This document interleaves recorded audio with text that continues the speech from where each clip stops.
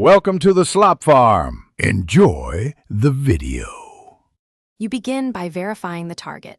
YouTube wants 1280 by 720 pixels at a 16:9 ratio and under 2 MB.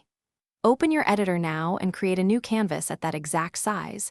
This forces correct framing and prevents automatic stretching.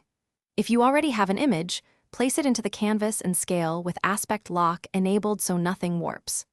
Once done, check file type, JPEG or PNG, so color and compression settings behave predictably when exported. Now focus on composition and technical tweaks. Move text and faces into the central safe zone so they remain visible on all devices. Make selective adjustments, sharpen edges, boost contrast, and ensure saturation matches skin tones. These changes hold up when YouTube compresses the file. When exporting, choose JPEG at 80 to 90% or PNG for graphics with sharp edges. Use bicubic or Lanczos resampling when resizing to preserve detail. After export, verify file size stays under 2 megabytes before. Finish by uploading the thumbnail in YouTube's video details and preview it on desktop and mobile to confirm readability. If the image looks soft, re-export with a higher quality setting or switch to PNG for crisp graphics.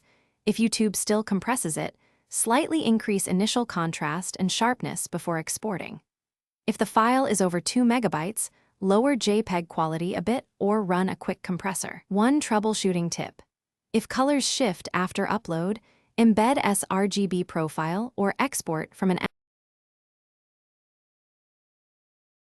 Thanks for watching. Consider subscribing if we helped you today.